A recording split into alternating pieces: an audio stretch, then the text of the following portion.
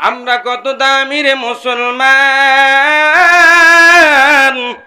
এত দামি রে নবীর উম্মতের দল। ইদ্রিস পয়গম্বরের সাথে আমার নবীর স্বপ্ন যোগে দেখা হয়ে গেল। আল্লাহর নবী জিজ্ঞাসা করে, ইদ্রিস ভাই, আল্লাহ তাআলা আপনাকে জান্নাতের নিয়ামত দিয়েছেন, কত ভাগ্যবান রে ভাই। আপনি বলেন ওই জান্নাতে আল্লাহ তাআলা আপনাকে কত সুখ রেখেছে, ঢুকেছেন, আমাকে বলবেন কিনা? ইদ্রিস পয়গম্বর ডেকে ডেকে বলে, রে পয়গম্বর, আপনার নসিব বড় ভালো, আপনার উম্মতের নসিব বড় ভালো। কেন কেন কথা কেন বললা? বলে, আমি যখন জান্নাতের মধ্যে ঢুকবো রে, দোয়ান ফেরেশতা আমাকে ডেকে বলে, এই জায়গাটা তোমার না, ঢোকা যাবে না। কেন? আপনি সাইনবোর্ডে লেখা দেখেন না, লা ইয়াদখুলুল জান্নাতা আহাদুন ক্বাবলা মুহাম্মাদিন ওয়া উম্মাতিহি। আখির জামানার পয়গম্বর এবং তার উম্মত যতক্ষণ পর্যন্ত এই জান্নাতের মধ্যে না ঢুকবে, ততক্ষণ পর্যন্ত কোন নবী রাসূল ঢুকতে পারবে। আল্লাহু আকবার বলেন। এর নবীর উম্মতের দল, আমার আল্লাহ জানাই রে, তো দামি তোমাদেরকে বানাইলাম, তবে দামি সময়টা বেহুদা কাটাইলে হবে না রে গোলাম, সময়টা বড় কম। পয়গম্বর বলেছেন, আমার উম্মতেরা গড়ে 60 বছরের মতো সময় পাবে।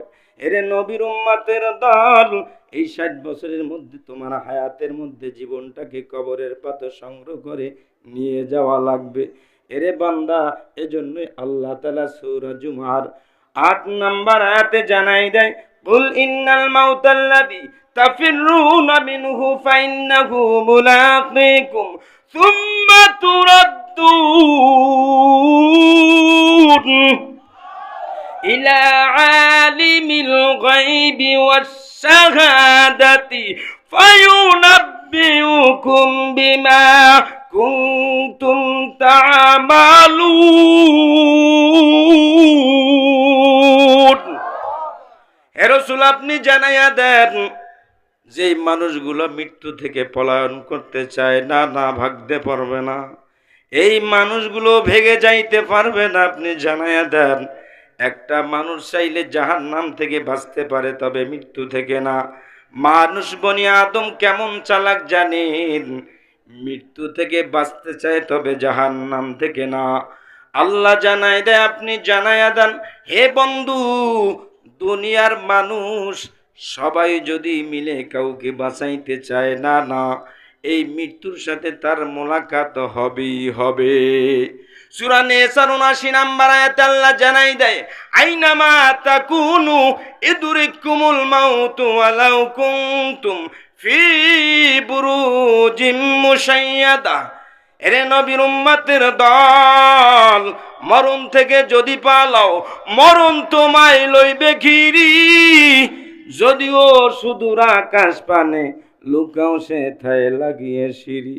না, না, ভাগতে পারবা না রে গোলাম। মৃত্যু তুমি যদি পাহাড়ের কোনো গুহায় আশ্রয় নাও, যদি শক্ত প্রাচীর লোহার কোনো শৃঙ্খলের মধ্যেও তুমি থাকো, না, না, তুমি যদি গিলাস দিয়া সুন্দর মতো ঘর বানাও, এমন জায়গায়ও তুমি থাকতে পারবে না। এ দুনিয়ার মানুষ, মরণ সেখান থেকে তোমাকে ধরবেই ধরবে। আবার আল্লাহ জানাই দেয়, কুল্লু নাফসিন যায়িকাতুল মাউত, মৃত্যুর স্বাদ সকলের গ্রহণ করা লাগবে। আল্লাহ আবার সূরা, এই আয়াতের মধ্যে ১৮৫ নম্বর সূরা আল ইমরানের আয়াতের মধ্যে বলেন, ওয়া মাল হায়াতুদ দুনিয়া ইল্লা মাতাউল গুরুর। এই দুনিয়াটা একটা ধোঁকা, দুনিয়া ধোঁকা গোলাম, ধোঁকা। এই দুনিয়ার পিছে তুমি পড়িও না, এই দুনিয়া ধোঁকা ছাড়ার কিচ্ছু না। আল্লাহ বারবার আমাদেরকে মেসেজ দিয়ে দিয়েছে, এরে নবীর উম্মতের দল, তবে এই ধোঁকার পিছে পড়া যাবে না। আর দুনিয়া সিজনুল মুমিন ওয়া জান্নাতুল কাফির। পয়গম্বর জানাই দেয়, দুনিয়াটা মুমিন ওয়ালাদের জন্য জেলখানা, কাফের মুশরিকের জন্য বেহেশত স্বরূপ। পয়গম্বর আরো জানাই দেন, قال رسول الله صلى الله عليه وسلم আকফিরু যিকরা হাদিমিল লাজ্জাতিল মাউত। তিরমিজি শরীফের 307 নম্বর হাদিস। পয়গম্বর বলছে, দুনিয়ার গোলাম, আমার উম্মত বেশি বেশি পরিমাণে মৃত্যুকে স্মরণ করো। স্মরণ করলে আল্লাহ তাআলা দুনিয়ার মোহাব্বত, দুনিয়ার মায়া তোমার দিল থেকে হটাইয়া দিবে। জোরে বলুন সুবহানাল্লাহ। এজন্য মৃত্যুকে স্মরণ করে গোলাম, মৃত্যুর পূর্বেই কবরের সামান জোগাড় করে যাওয়া লাগবে। এ বান্দা, আমি এজন্যই এই আয়াতে কারিমে আপনাদের সামনে এনেছি। পয়গম্বর বলেছে, দুনিয়ার গোলাম, মৃত্যুটা যদি ভালো হয়, মৃত্যুটা যদি আহলে দিলওয়ালা কোনো মানুষের সাথে তাল্লুক থাকার পরে, ওঠা বসা থাকার পরে মুমিন হয়। আল্লাহর রাসূল আবু দাউদ শরীফে 3116 নম্বর হাদিস, قال رسول الله صلى الله عليه وسلم من كان آخر كلامه لا إله إلا الله فدخل الجنة। কোন মুমিন ব্যক্তি ঈমানওয়ালা যদি হয়, ঈমানদার হয়, মৃত্যুর সময় যদি তার জবান দিয়া শুধু বের হয় লা ইলাহা ইল্লাল্লাহ, আমার সাথে সাথে পড়েন লা ইলাহা ইল্লাল্লাহ, লা ইলাহা ইল্লাল্লাহ ফাদাখালাল জান্নাহ। এ বান্দা, এটা পড়তে দেরি, জান্নাতের মধ্যে ঢুকতে দেরি না। জোরে বলুন আল্লাহু আকবার। শুধু তাই না, পয়গম্বর অন্যত্র বলছেন, বান্দা যদি ঈমানওয়ালা হয়, পয়গম্বর বলে, যদি আমার উম্মত ওরে যদি কোনো মাদ্রাসার সাথে তাল্লুক রাখে, কোনো আলেমের সাথে, নিশ্চয়ই তার মধ্যে ঈমানের আঁচ লাগে, ঝাঁজ লাগে। এমন বান্দা যদি কোনো শায়েখের হাতে হাত দিয়া জীবনের আমলগুলো দুরুস্ত করে, দেখবেন এমন লোকের আমলগুলোই দুরুস্ত হওয়ার সম্ভাবনা বেশি। জোরে বলুন ঠিক কিনা? এমন লোক দেখবেন যদি ইন্তেকালের সময়, পয়গম্বর জানাই দেয়, মুমিন ব্যক্তির ইন্তেকালের সময় قال النبي صلى الله عليه وسلم إذا حضر المؤمن أتت ملائكة الرحمة بحريرة بيضاء فيقولون اخرجي راضية مرضية عنك إلى روح الله ريحان وربي غير غضبان। এমন একজন ফেরেশতা আল্লাহ আসমান থেকে পাঠাইয়া দেয়, যেই ফেরেশতার হাতের মধ্যে একটা সাদা রেশমি রুমাল থাকে, যে রুমালটার মধ্যে এত সুন্দর ঘেরান, এটা কোনো মক্কার আরবের কোনো আতরের দোকানে পাওয়া যাবে না। এটা বাংলাদেশের বাইতুল মুকাররমের আতরের দোকানে পাওয়া যাবে না, মদিনার কোনো দোকানে না, না, মানুষ কল্পনাও করে নাই এত সুন্দর ঘেরান। এই ঘেরানওয়ালা সুন্দর একটা সাদা রুমাল, রেশমি নিয়া, রুমালওয়ালা এরকমের একটা কাপড় নিয়া বলে, ফায়াকুলুনা খুরুজি রাদিয়াতাম মারদিয়া আনকি রৌহিল্লাহি রাইহান ও রাব্বি গায়রি গদবান।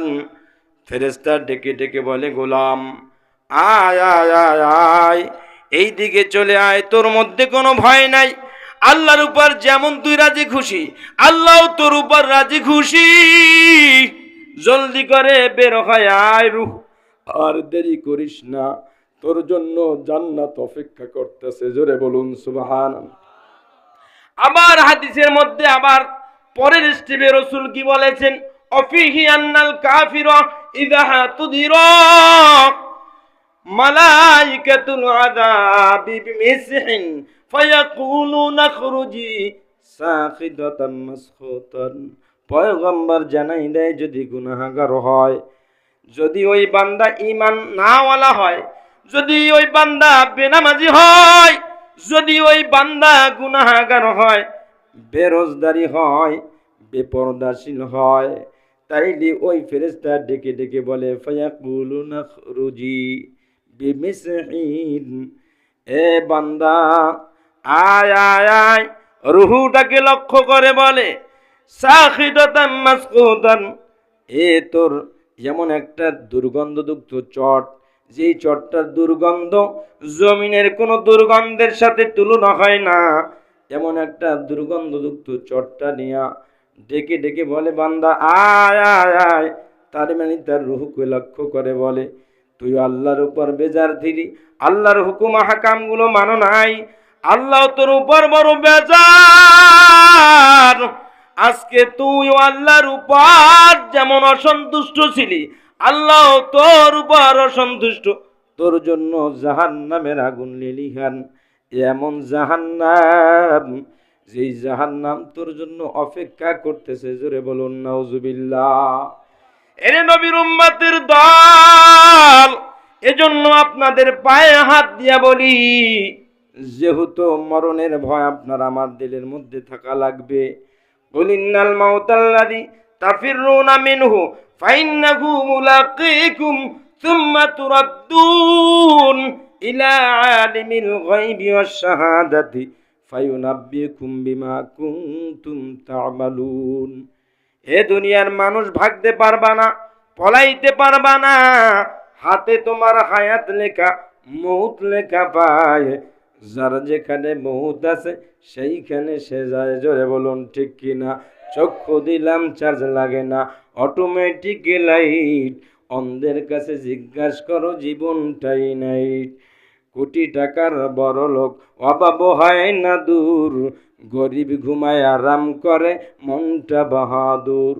ফেরাউনের লাশটা দেখো মিশর জাদু ঘরে, ফেরাউনের লাশটা দেখো মিশর জাদু ঘরে, খায় না মাটি পোকা মাকড় ঘৃণা তারে করে। জোরে বলুন ঠিক কিনা?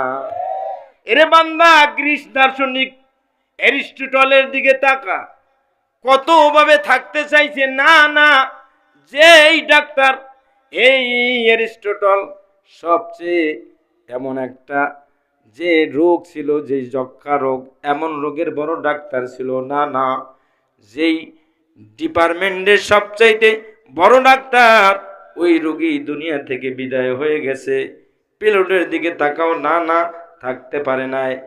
রানী এলিজাবেথের দিকে তাকাও, তিনি বলছেন, সমস্ত ডাক্তারকে ডেকে বলছে, আমি এলিজাবেথকে যদি কেউ 1 মিনিট বাঁচাইতে পারে, আর আমার সম্পদের অর্ধেক তাকে দিয়ে দেব। ডাক্তারেরা বলছে, না না, সম্ভব না, এলিজাবেথও কিন্তু দুনিয়ায় থাকতে পারে নাই। শুধু তাই না, পৃথিবীর সবার কাছে আজরাইল আসছে, অনুমতি লাগে নাই, কিন্তু আমার নবী আপনার নবী, আমার নবী আপনার নবীর কাছে আজরাইল আসছে, কিন্তু জান কবজের পূর্বে কিন্তু অনুমতি চাইছে। জোরে বলুন ঠিক কিনা? আপনার আমার অবস্থা কেমন হবে রে নবীর উম্মতের দল? আপনার আমার অবস্থা তো বেহাল।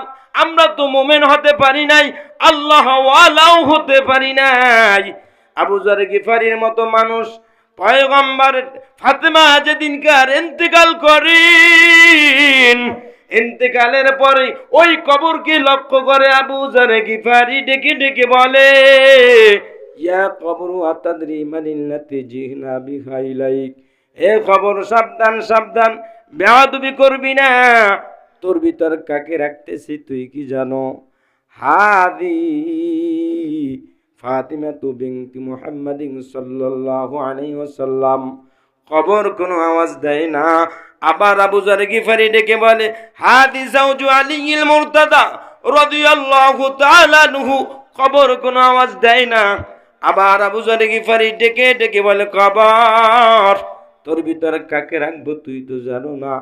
হাদি উম্মুল হাসাইন আল হুসাইন রাদিয়াল্লাহু তাআলা আনহুমা। কবর কোন আওয়াজ দেয় না। আবু যর গিফারি বারবার ধমক দেয়, কবর থেকে আওয়াজ আসছে। ও আবু যর গিফারি, এটা ধমক দেওয়ার জায়গা না। আমি কেমন জায়গা জানো? আনাল মাউতুল্লাযী ওয়াআমিরুল কুবুর। আল্লাহু আকবার বলেন। আমি কবর, আনাল মাউতুল্লাযী আতরুবুকুম ওয়া আদরিকুকুম ফি বুরুজিম মুশাইয়াদা। আমি এমন একটা জায়গা, এই ঘরের মধ্যে সাপ বিচ্ছু, আমার এই জায়গায় কোনো বংশ পরিচয় নাই, এই জায়গায় নবীর কলিজার টুকরা ফাতেমাকে চিনি না, জাওজু আলাইহিল মুরতাদা রাদিয়াল্লাহু তাআলা আনহু আলীর স্ত্রীকে চিনি না, উম্মুল হাসাইন আল হুসাইন রাদিয়াল্লাহু তাআলা আনহুমা না না হাসাইন হুসাইনের মাকে চিনি না। মানা মাউদু হাসাবিন ওয়ালা নাসাবিন বালানা মাউদু আমালিন সালিহ।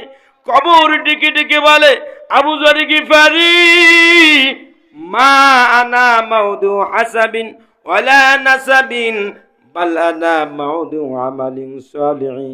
তার আমল যদি ভালো হয় আমি আবু যর গিফারি তার সাথে ভালো ব্যবহার করব, আর আমার আমল যদি ভালো না হয় আমি তার সাথে ভালো ব্যবহার করব না। এজন্যই পয়গম্বর বলছে, ক্বালান নবী সাল্লাল্লাহু আলাইহি ওয়াসাল্লাম আল কবরু রাওদাতুম মিন রিয়াজিল জান্নাহ আও হুফরাতুম মিন হুফারিন নার। এই কবর কারো কারো জন্য একটা জান্নাতের টুকরা, আবার কবর কারো কারো জন্য একটা জাহান্নামের গাড়া। জোরে বলুন ঠিক কিনা? এরে নবীর উম্মতের দল, ঈমান নিয়ে কবরে যাওয়া লাগবে, আমল নিয়ে কবরে যাওয়া লাগবে, কবরে সামান জোগান করা লাগবে। ওই পয়গম্বর মৃত্যুর আগে কয়েকদিন অসুস্থ ছিলেন, বারবার অসুস্থ হয়ে ফেরে, বেহুশ হয় আবার হুশে আসে। পয়গম্বর মৃত্যুর পূর্বে মদিনার ওই সাহাবায়ে কেরামকে সামনে নিয়ে বলে, ও সাহাবায়ে কেরাম, বোঝার বাকি নাই। আবু বকর বয়োবৃদ্ধ মানুষ, বুঝতে পেরেছে আমার নবীর কথা ভঙ্গিমায়, ডেকে ডেকে বলে, সাহাবায়ে কেরাম তোমরা আমার কাছে আগে আসো। কেন কেন? বলে আমি তোমাদের সামনে কিছু কথা বলবো। এ সাহাবায়ে কেরাম বলো, আমি তোমাদের কাছে, আমার কাছে যদি কেউ পাওনাদার থাকো, আমিও যদি কারো কাছে পাওনা থাকি, আমার সাথে কেউ যদি লেনদেন করে থাকো, আজকে তোমাদের কাছে আমার মিটাইয়া দাও। আমার কাছে পাওনাদার থাকলে যদি কারো হক থাকে, অধিকার থাকে, আমাকে বলো, আমি তা পরিশোধ করে দেব, শোধ করার চেষ্টা করব। একজন সাহাবী দাঁড়ায়া গেলেন, দাঁড়িয়ে গেলে পয়গম্বর, অমক একদিন এক মুসাফির আপনার সামনে এসেছে, আপনার কাছে তেমন দিরহাম ছিল না, আপনি আমার কাছ থেকে ধার করে নিয়ে আপনি তাকে দিয়েছিলেন, আপনি ওই দিরহামটা আমার কাছ থেকে নিয়েছেন, আমি নেই নাই। ও পয়গম্বর, আপনি আমাকে দিরহামটা ফিরাইয়া দেন, আমি আপনাকে আবার যদি সময় হয় আমি আপনাকে আবার দিব। পয়গম্বর ডেকে বলল, সাহাবায়ে কেরাম আয় আয়, আরো কেউ যদি থাকো বলো, আজকে আমি সব পরিশোধ করে দেব। এক এক করে সাহাবীরা উঠতেছে আর বলতেছে, পয়গম্বর সবগুলো তাদের পাওনাগুলো মিটাইয়া দেয়। একজন সাহাবী, ওই সাহাবী দাঁড়ায় গিয়ে বলে, পয়গম্বর আমার একটা পাওনা আছে, আপনার কাছে আমার একটা বড় একটা পাওনা আছে, যেটা আপনি আমাকে পরিশোধ করবেন, কি বলো কি? বলে, এক যুদ্ধের সময় আপনি যখন ঘোড়ার পিঠে ছিলেন, চাবুক নিয়ে দাঁড়াইতেছিলেন, আপনার অসতর্কতার সহিত আমার পিঠে একটা আঘাত লেগেছিল। ও পয়গম্বর, আজকে আমি আপনাকে এই আঘাতটা দিতে চাই, এই চাবুকের আঘাতটা ফিরাইয়া দিতে চাই। পয়গম্বর আশ্চর্য, সাহাবায়ে কেরাম আশ্চর্য হয়ে গেলেন। ওই সাহাবায়ে কেরামের মধ্যে আবু বকর দাঁড়ায় গেলেন। আবু বকর ডেকে ডেকে বলে, সাহাবায়ে কেরাম কি এমন সিদ্ধান্ত নিলা? না না, আমি আবু বকর আমার জীবনের সব আমলগুলো আমি তোমাকে দিয়ে দেবো, কত কোরবান করলাম সময়। কোন আবু বকর দাঁড়াইছে জানেন? মায়ার নবী পয়গম্বর ওই আবু বকরকে তুই কোন জায়গায় সফরে যেতেন না, ওই মক্কা থেকে মদিনায় যাবেন, তাও কত মাস আগে বলছে, রে আবু বকর অমুক দিন হয়তো আপনাকে সাথে নিয়ে মক্কা থেকে মদিনায় যাওয়া লাগবে। এই মক্কার মানুষ বড় খারাপ, আমার আপন লোকেরা আমাকে থাকতে দেয় না, আমাকে কম জ্বালায় না। আপনি তাকায় দেখেন, আমার বাড়ি ঘরের মধ্যে আগুন লাগাইয়া দিছে।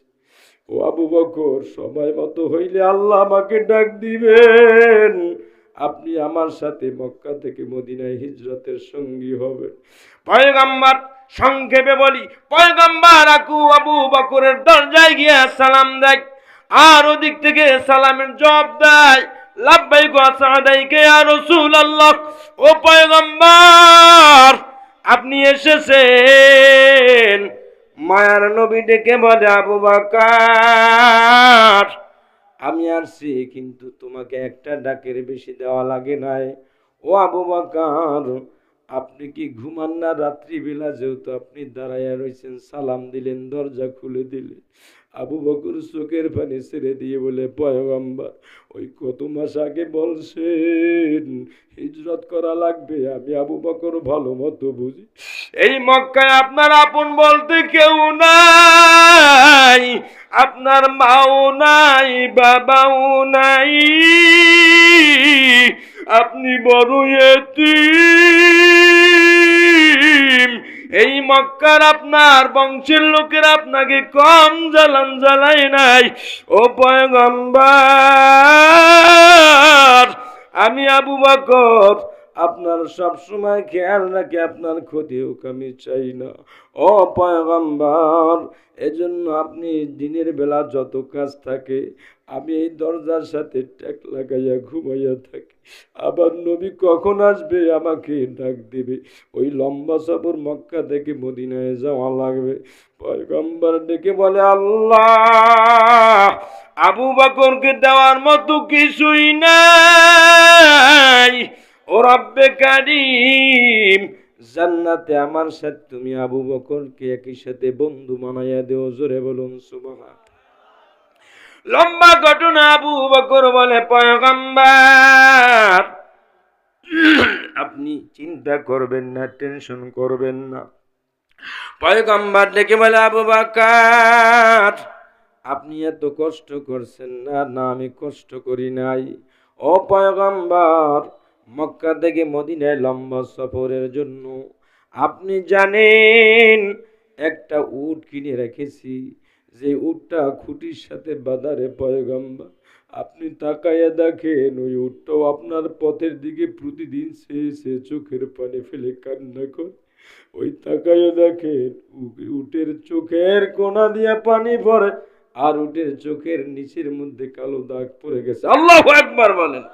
আবু বকর দাঁড়াইয়া বলে, সাহাবী না না, প্রয়োজন বোধে আমি আবু বকরের পিঠে চাবুক চালাও না। না, পয়গম্বর বয়োবৃদ্ধ হয়ে গেছে। পয়গম্বর এখন আর যুদ্ধ করতেও যাইতে পারে না। অল্প বয়সে পয়গম্বরের দাড়ি চুল পেকে গেছে। ও সাহাবী, যত মারো আমি আবু বকরের পিঠে চাবুক মেরে দাও। না না, ওমর দাঁড়াইয়া যায়, যে ওমর শক্ত মানুষ নরম হয়ে গেছে।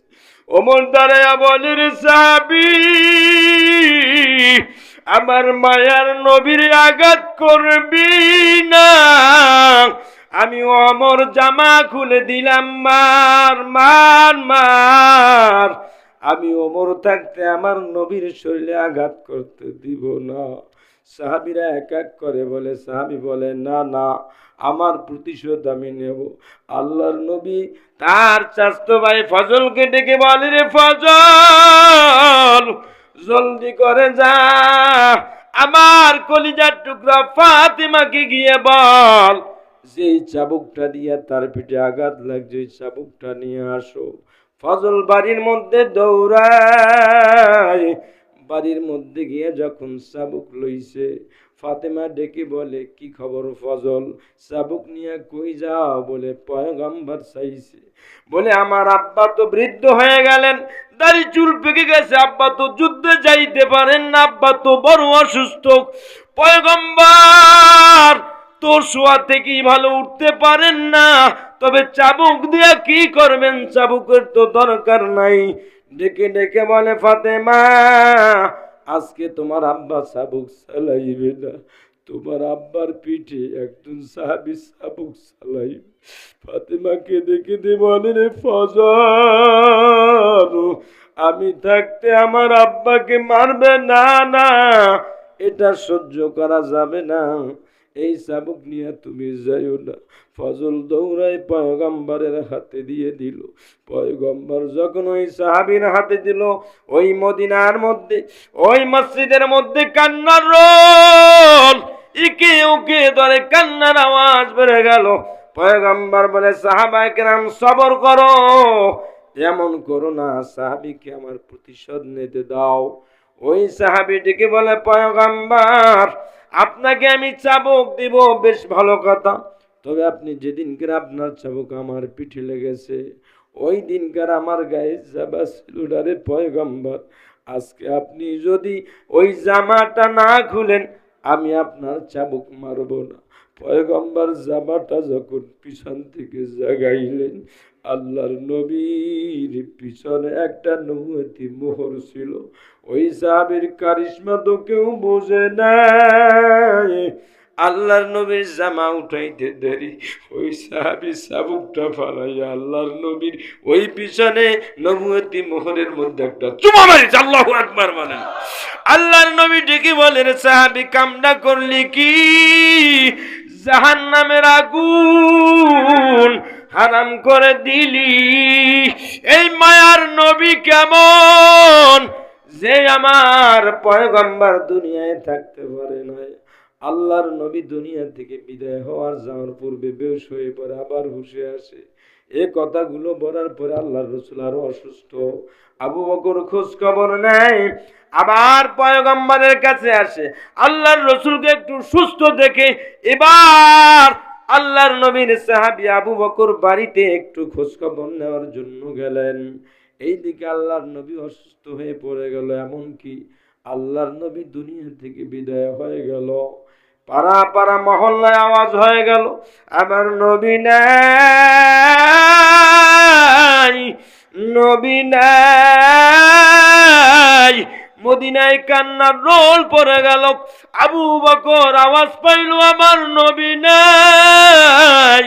ওমর তরবারি নিয়ে দৌড়ায় আর বলে, মদিনায় কেউ যদি বলো আমার নবী নাই, তাইলে ওমরের খোলা তরবারির দিকে কেউ বাঁচতে পারবে না।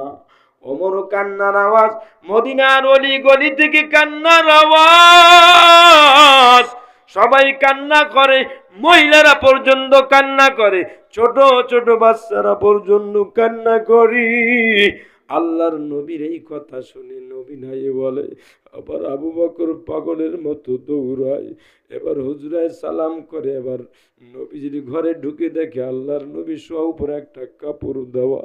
আবু বকর যাইয়া সালাম দেওয়ার পরে ওই কাপড়টা মুখ থেকে সরাইয়া আল্লাহর নবী ডেকে বলেন, পয়গম্বর আপনি আবু বকরকে না বলে মই দুনিয়ার এমন কোন সফর নাই যে সফরে আপনি আবু বকরকে নিয়ে যান নাই, এমন কোন সফর নাই যে সফরে আপনি আবু বকরের কাছে বলেন না। ও আল্লাহর নবী, আজকে আবু বকরে এমন এতিম করে গেলেন, এমন সফরে দিলেন রওয়ানা, যেই সফরে আবু বকর আর কোনদিন সাথে থাকবে না। পয়গম্বর এরা নবীর উম্মতের দল। আবু বকর কান্নায় ভেঙে পড়ে, কপালে বারবার চুমু খায়, তুমি আমিও দুনিয়ায় থাকবো না রে পয়গম্বরের উম্মতের দল। ফাতেমাও কান্না করে। আল্লাহর নবী মৃত্যুর আগে ফাতেমার কানে কানে কি যেন বললেন, ফাতেমার কান্না বন্ধ হয়ে গেল। আর জিজ্ঞাসা করে আম্মা জান আয়েশা, ও ফাতেমা এইমাত্র কান্না করলা, আবার কান্না বন্ধ করে দিলা, কারণ কি? ডেকে ডেকে বলে, আম্মা জান আব্বা বলেছেন তার ইন্তেকালের পরে সর্বপ্রথম ফাতেমার সাথে মোলাকাত হবে। আল্লাহু আকবার বলেন। সত্যি সত্যি একদিন আল্লাহর নবী তার সাথে দেখা করতে আসছে, নিতে আসছে। আল্লাহর নবী ডেকে বলে, ফাতেমা আয় আয়, আমার সাথে মা তোর সাথে দেখা হবে। ফাতেমা বুঝতে পারছে আর বাকি নাই। ওই ফাতেমা ইন্তেকালের পূর্বে এবার সকাল বেলা বোঝার আর বাকি নাই, তার দুইটা সন্তান হাসান হোসেনকে, ছোট ছোট সন্তান, এই সন্তান দুইটা বেশি বড় না। এইদিকে ফাতেমা স্বামীকে জড়াইয়া বলে, প্রাণের স্বামী আমার, আমার সময় শেষ হয়ে গেছে, আব্বা আমাকে ডেকেছে রে, আল্লাহর নবীর সাহাবী, আমি মনে হয় থাকতে পারবো না, চলে যাব। তবে আপনার কাছে দাবি রে পয়গম্বরের সাহাবী, আমি জীবনে আপনার ভালো খেদমত করতে পারি নাই, আমি আপনাকে জীবনভর কষ্ট দিয়েছি, ও স্বামী হে আমার, আল্লাহর রাস্তায় আমাকে মাফ করে দিবেন। আর দুইজনে গলাগলি ধরে কান্না করে আর বলে, ফাতেমা পাগলামি করিও না। এমন সময় হাসান হোসেন বাড়ির মধ্যে ঢুকে গেল, দেখে মাও কান্না করে, বাবাও কান্না করে। এবার হাসান হোসেন ডেকে বলে, আব্বা জান, বলেন মাও কান্না করে, তুমিও কান্না করো, কারণ কি? বলে, আমার কাছে জিজ্ঞাসা না, তোর মার কাছে জিজ্ঞাসা কর। মার কাছে কি বলে, মা তুমি বলো তুমি কেন কান্না করো, বাবাও কেন কান্নার আওয়াজ দেয়। এবার দুই ভাই রে কোলের মধ্যে নিয়া মা চুমু খায় আর বলে, এরে হাসান হোসেন, এরে বাবা তোরা কান্নার, আয় কান্নার খবর জানতে চাও, এরে বাজান আয় আয়, আজকে তোদেরকে আমি জনমের মতো আদর দিয়ে একটু গোসল করাইয়া দেই। ফাতেমা একটু গরম পানি করিয়া দুই বাইরে সুন্দর মতো সকালবেলা ডলিয়া ডলিয়া গোসল করায়। হাসান ডেকে বলে, মা তুমি কোনদিন তো এত সুন্দরভাবে আমাদের সকালবেলা গোসল করাও নাই। হোসাইন ডেকে বলে, মা এত সুন্দরভাবে কোনদিন সকালবেলা তো গোসল করাও নাই। ও মা, কারণ বুঝলাম না, তোমার চোখের মধ্যেও তো পানি, প্রতিদিন গোসল করাও, কান্না করো না, আজকে কেন কান্না করো বলো মা। ফাতেমা ডেকে বলে, বাজার আমাকে আর জিজ্ঞাসা করিস না। হাসান হোসেনকে সুন্দর মতো গোসল করাইয়া নতুন জামা পরাইয়া বলতেছে, বাজান আমার কাছে জিজ্ঞাসা করিস না রে বাবা, ওই তোর নানার কবরে রওজার কিনারে গিয়া দাঁড়া, রওজার কিনারে গিয়া যদি জিজ্ঞাসা করো নানা যান, তুমি বলো মা কেন কান্না করে, বাবা কেন কান্না করে, তোর নানা বলে দেবে তোর নানা আমাকে নিতে আসছে, বাজান থাকা যাবে না, আজকের থেকে তোদের গলায় এতিমের কাঠ ঝুলবে। হাসান হোসাইন দুই ভাই গলা ধরে ধরে নানার কবরের পাশে গিয়া রওজার কিনারে গিয়া গলা গলি ধরে আর কান্না করে আর বলে, নানা এই দুনিয়ায় তুমি ছিলা, তোমার চেহারার দিকে তাকাইলে ক্ষুধা লাগতো না। ও নানা গো, তুমি থাকলে কোনো কাফের বেঈমান আমাদের দিকে চোখ তুলেও তাকায় নাই। নানা গো, তুমি চলে গেছো, আজকে বাড়িতে গিয়া দেখি মাও কান্না করে, বাবাও কান্নার আওয়াজ। ও নানা বলো, মা পাঠাইছি তোমার কাছে জিজ্ঞাসা করতে। এবার আওয়াজ দিয়ে কে যেন বলে, এরে নানা যান, তোদের গলায় এতিমের কাঠ ঝুলবে, তবে কষ্ট নিবি না। ফাতেমা একান্ত স্বামীকে ঘরের মধ্যে নিয়ে চোখের পানি ছেড়ে দিয়ে বলে, ও প্রাণের স্বামী হে আমার, আপনার কাছে কয়েকটা অনুরোধ করব, তার মধ্যে একটা হলো রে আল্লাহর নবীর সাহাবী, এক নাম্বার আমি আপনাকে ভালো খেদমত করতে পারি নাই, আপনি আমাকে আল্লাহর রাস্তায় মাফ করে দিবেন। দুই নাম্বার, আমি ইন্তেকালের পর আপনি আমাকে রাত্রিবেলা জানাজা দিয়া নামাজ পড়াইবেন, লোকের জানাবার দরকার নাই। ও পয়গম্বরের সাহাবী আলী, তিন নাম্বার আমার একটা অনুরোধ বলেন, আপনি অনুরোধটা রাখবেন কিনা বলেন। পয়গম্বরের সাহাবী আলীর বুকের উপরে ফাতেমা মাথা রেখে কান্না করে, আলীও চোখের পানি রাখতে পারে না। এর মধ্যে হাসান হুসাইনও এসে গেছে। সন্তানকে নিয়ে আলীও কান্না করে, ফাতেমাও কান্না করে। হাসান হুসাইনকে পাশে রেখে ডেকে ডেকে বলে, ও আমার স্বামী, আপনার কাছে একটা অনুরোধ, এই দুনিয়া থাকার জায়গা না, কেউ থাকতে পারবো না, মৃত্যু আপনাকে আমাকে ধরবেই ধরবে, আমি ফাতেমা চলে যাব, তবে আমার ইন্তেকালের পরের স্বামী আপনি নতুন বিবাহ করবেন, আমার কোনো আফসোস নাই, আপত্তি নাই, তবে একটা সপ্তাহের মধ্যে 6টা দিন, শুক্রবার থেকে আবার বৃহস্পতিবার প্রাণের স্বামী, এই নতুন বিবাহ করিয়া আপনি নতুন বউ নিয়ে আপনি রাত্রে ঘুমাইবেন, আফসোস নাই। হাসান হুসাইনের টান দিয়া বুকের মধ্যে নিয়া স্বামীর হাতের মধ্যে হাসান আর হুসাইনের হাতটা দিয়া বুকের মধ্যে জড়াইয়া কান্না করে আর বলে, প্রাণের স্বামী, আপনার কাছে অনুরোধ, নতুন বিবি নিয়া 5 দিন বা 4 দিন আপনি আলাদা বিছানায় ঘুমাইবেন, আর আমার কলিজার টুকরা সন্তান আমি না থাকলে পাগলের মতো ঘুরবে, ওই মরুভূমির মদিনার আনাচে কানাচে যাইবে, ওরা মাহারা বড় এতিম, আপনি তো নতুন বিবির সাথে ঘুমাইবেন, আমার কোনো আপত্তি নাই, তবে আপনার কাছে অনুরোধ, আপনি 2টাকে 3টা রাত আমার এই সন্তান 2টা হাসান হোসেনকে নিয়ে আলাদা রাত্রে বুকের মধ্যে জড়ায়া তারপরে আপনি শুইবেন, এই অনুরোধটা আপনাকে দিয়ে গেলাম। আরে নবীর উম্মতের দল, এই দুনিয়া থাকার জায়গা না রে গোলাম, কেউ থাকতে পারবো না। আল্লাহ বলছে, দুনিয়ার মানুষ, মরণ থেকে যদি পালাও, মরণ তোমায় লইবে ঘিরি, যদিও সুদূর আকাশ পানে লুকাও, সেটাই লাগিয়ে সিঁড়ি।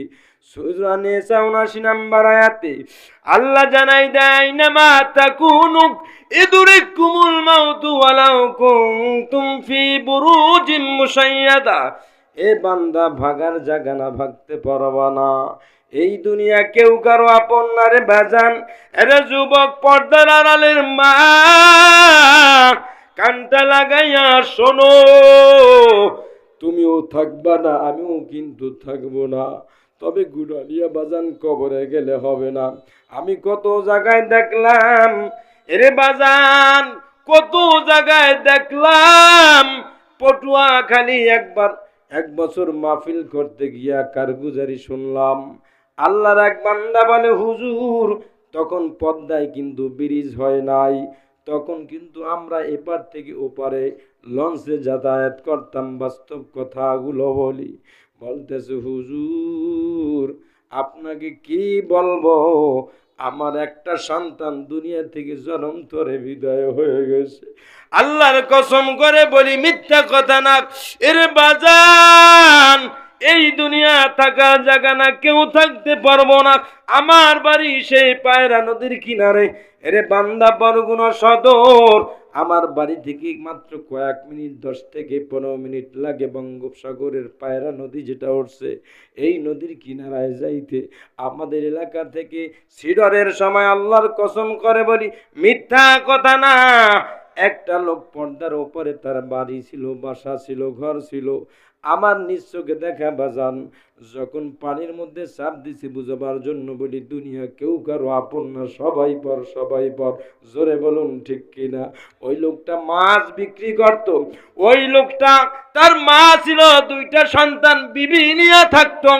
এবার যখন পানির চাপ দেওয়ার কারণে যখন সিডারের পানি উঠছে বাজান, আপনারা জানেন 18-20 ফুট পর্যন্ত পানি, যখন ওই 2টা সন্তান স্ত্রী স্বামীর হাতে দিয়া বলে, রে স্বামী, আপনি এই 2টা সন্তান নিয়ে যান, আর মাকে আমি হাত ধরে নিয়ে যাই, মা তার হাত থেকে ছুটে গেছে, 2টা সন্তানের দ্বারা পানি উঠতেছে, পানি উঠতেছে, সাঁতরাইতে পারে না, কিন্তু 2টা সন্তান ছোট ছোট বাজান, 3-4 বছর 5 বছর ডিফারেন্স এমন হবে।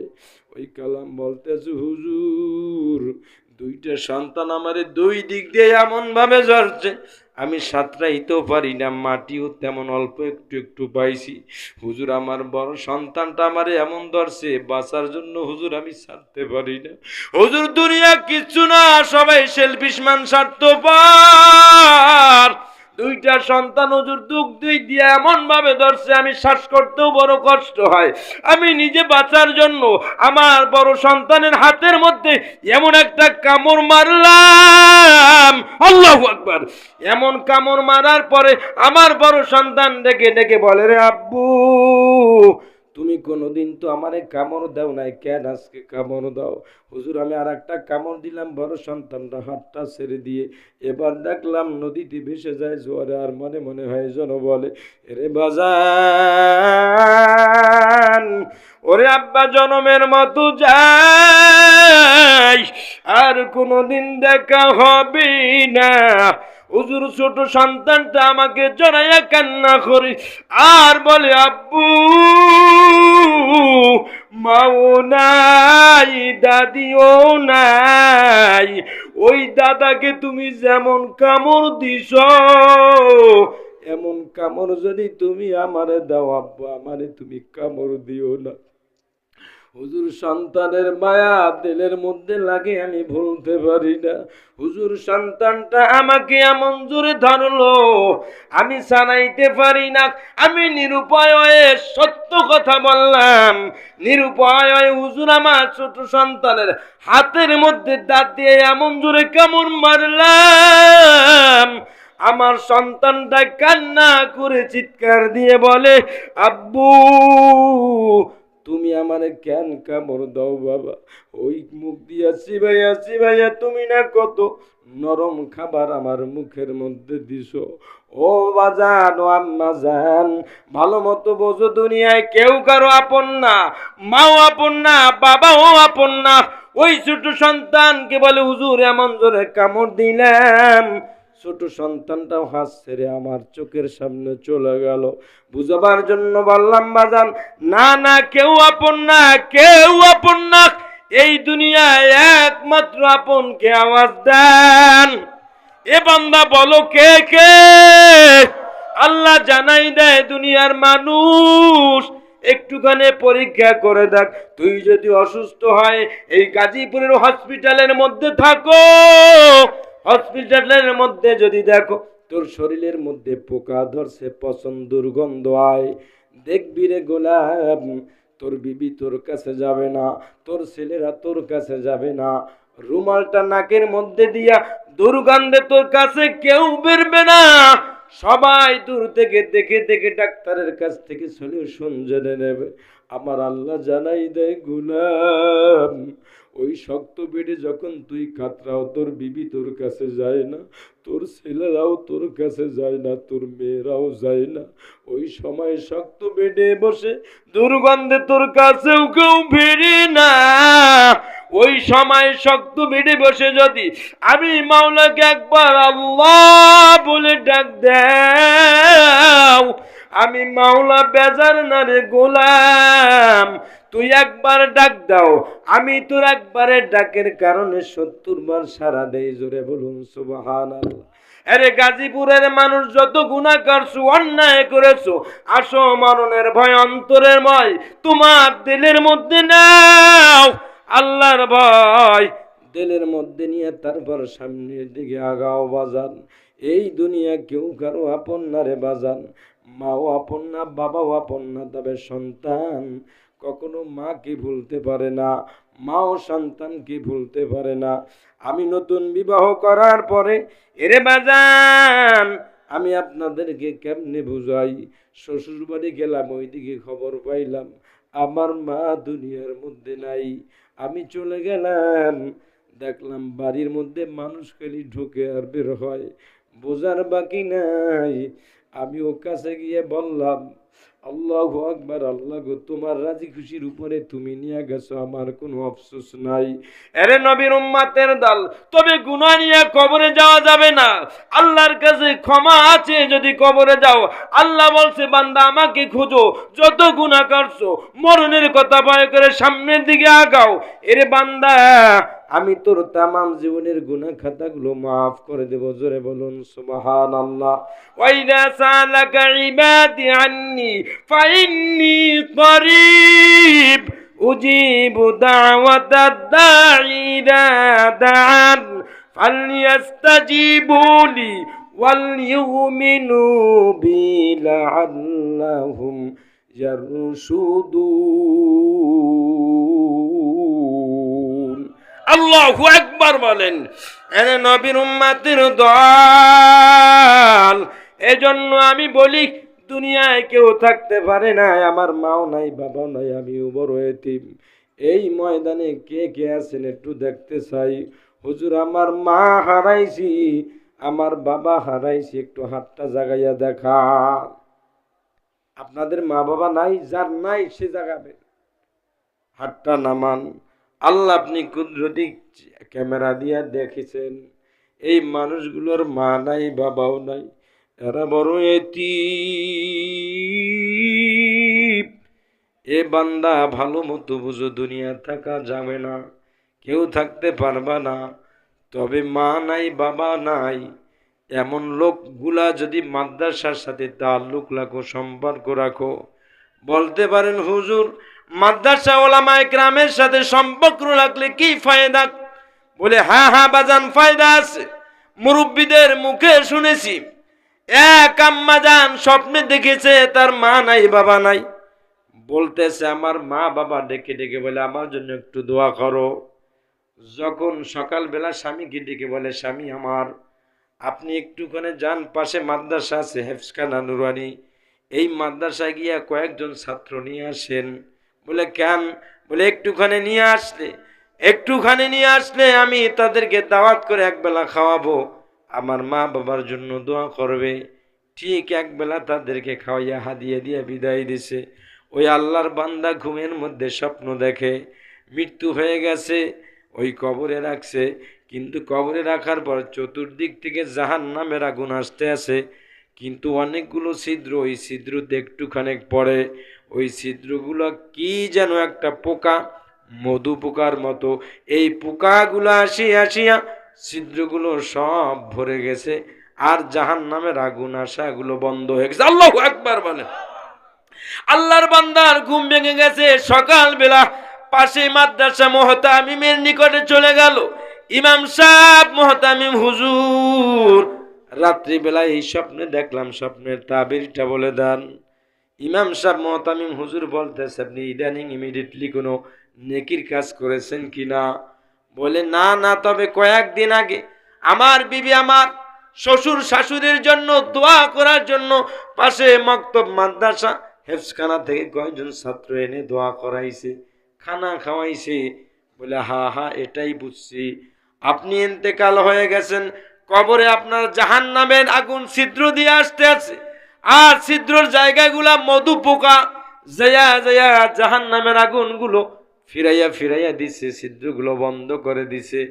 বলে এটার তাবির হলো আপনি যেই তলবে আলিমকে একবেলা খানা খাওয়াইছেন, ওই প্রত্যেকটা দানা, প্রত্যেকটা ভাত, ওই মৌ পোকা মধু পোকা আপনার জাহান্নামের আগুন থেকে বাঁচাইছে। আল্লাহু আকবার।